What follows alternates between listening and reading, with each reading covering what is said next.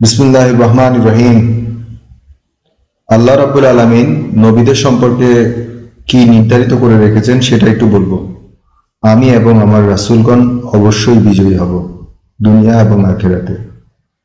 আমার রাসূল এবং আমার বান্দাদের ব্যাপারে আমার এই বাক্য সত্য হয়েছে, অবশ্যই তারা সাহায্যপ্রাপ্ত হয়।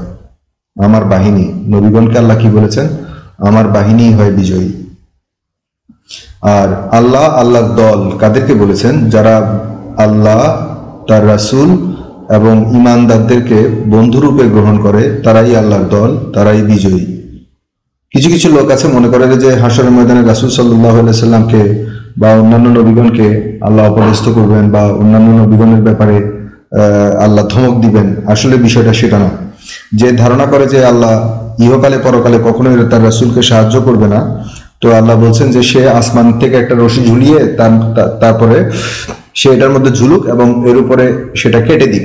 কেটে দিলে কি কেউ ঝুলতে পারে? আল্লাহ একটা উদাহরণ দিয়েছে, সেটা কি আল্লাহ বলতেছেন যে কাফেররা বা যেই নবীদের বিরুদ্ধে কথা বলে সেসব কথা থেকে আল্লাহ পবিত্র। সমস্ত পয়গম্বরদের প্রতি সালাম বর্ষিত হোক। সমস্ত প্রশংসা আল্লাহ তাআলার।